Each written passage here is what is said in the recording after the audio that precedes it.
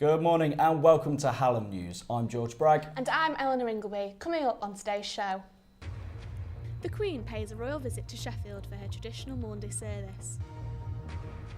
And proposals for tram expansions across South Yorkshire have been given the go-ahead. But first, this year's Sheffield Half Marathon is fast approaching and everyone involved will be hoping there won't be a repeat of last year's drama.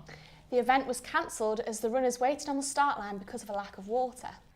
And by now the thousands of participants this time are sure to be in the final stages of their training schedules. I've been taking a closer look. 3 weeks to go and prep is well underway for this year's half marathon, which is certainly the case here at this running shop on Sharrow High Street. Tried to make one another kind of a more of a community, so as well, obviously as well as stocking shoes and other apparel. There's a number of clubs that we run throughout the shop, so every Monday evening we take people out on a run locally. Every other Tuesday we take people out to the Peak District. Then for instance for the Sheffield Half Marathon that's coming up, for absolute beginners we've been taking them out on the course to get them familiar with it. They can meet people who are in a similar situation. And we have had a number of people coming in and they're running it because it's going by the house, or they're running it because they're changing course. They didn't want to run down Savile Street through Attercliffe to get to Don Valley. Now in fact that you're running, I mean, it's sort of the route shows Sheffield off. You can run from the city centre to the Peak District and back. There aren't many cities you can do that in. And this change of route comes with a change of organiser too. Jane Tomlinson's Run for All will take charge after last year's water fiasco famously led to the race being cancelled. We all heard that it was off, but it was almost as one. A telepathic wave went through the crowd of runners that we were going to run regardless. In setting off, I think in the first mile or two I was expecting at any time that we would be turned back. When that didn't happen, the thought of the thousands of renegade runners became quite a romantic notion. Despite last year's chaos, a huge turnout is still expected for the new route, which takes in some of the city's most famous landmarks. And this is where the race will come to its climax, just outside Sheffield's Town Hall, where the thousands of participants will hope to finish tired but elated come April 12th. Sheffield welcomed the Queen and the Duke of Edinburgh on Thursday as they arrived in the city to hand out Maundy money. After arriving by train, their Royal Highnesses were taken to Sheffield Cathedral, where the Queen gave money to 89 men and 89 women, including veterans, before being taken to the Town Hall for lunch. Crowds arrived in their thousands to welcome them into the city. Passengers have backed plans for a new tram expansion to be considered in Sheffield. The project is said to be costing over £60 million and will take years to complete. The expansion would run alongside the train route and create better links to and from places across South Yorkshire. Plans to expand Dobcroft Infant School have been put on hold by Sheffield City Council. A protest took place before a cabinet meeting by parents who believe another school should face expansion as Dobcroft is not big enough to host extra children. A temporary expansion will go through in September this year, which will see the school's attendance rise from 90 to 120. Sheffield Hallam University has played host to 30 people abseiling down its main building today for charity. I went along to find out more. A lovely sunny day for the people of Sheffield. Some people will be spending it relaxing outside, but others are doing this.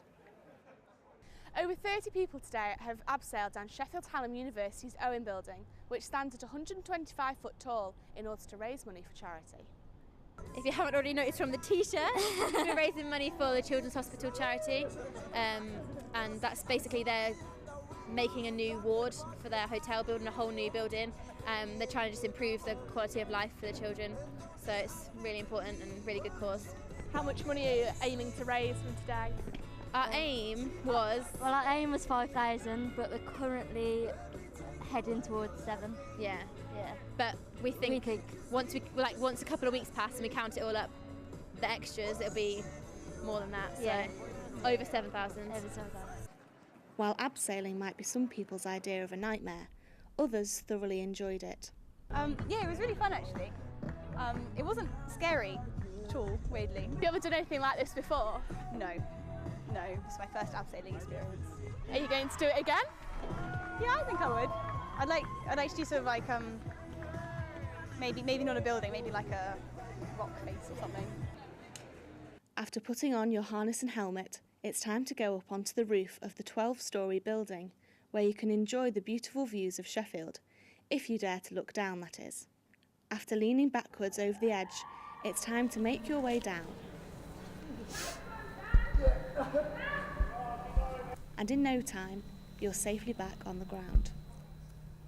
This is Eleanor Ingleby reporting for Hallam News.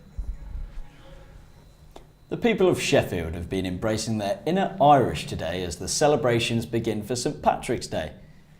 The big white tent has been erected in the city centre, causing many to flock for the pints of Guinness and traditional Irish music. The tent will be staying for 3 days, with the many bands including Seven Hills and Celtic Fling expected to attract thousands of people to the St Patrick's Day party. Live sports events will also be broadcasted in the tent, including a Six Nations rugby match between England and Scotland this Saturday. Speaking of sport, the new owner of Sheffield Wednesday met the media today at Hillsborough. Thai businessman Dafon Chanziri takes over from Milan Mandaric and has set his sights on the Premier League. Our very own George Bragg went along. Here at Hillsborough, the home of Sheffield Wednesday Football Club, where the first press conference for new owner Dafon Chanziri has just taken place. He recently bought the club for £37.5 million and has pledged to get the club back in the Premier League by 2017. The old guard met with the new as outgoing chairman Milan Mandaric handed over a symbolic gift to the Thai businessman, who Sheffield Wednesday fans hope will drive the club to great things. And finally, let's take a look at the day's weather with Emma Beaumont, who's at Hallam Square. Emma. Yes, thanks George. I'm here at Hallam Square and what you can see is quite a cloudy day. The weather in Sheffield this weekend has been very up and down, with the blue skies on Saturday and a cloudy but rainy day on Sunday. But what does the week ahead have in store? Temperatures should reach as high as 17 degrees this week, with the sun coming out today and especially tomorrow, so sunglasses are a must. As the week draws to an end, we'll see a slightly more miserable Sheffield, with rain and cloud predicted from Friday onwards and temperatures dropping to a chilly 10 degrees.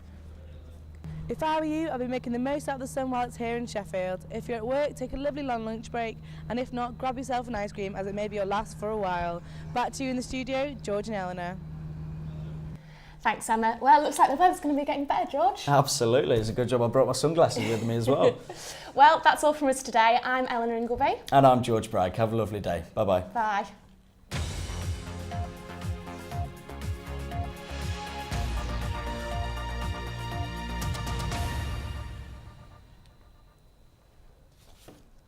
I couldn't hear anything for the last 3 packages.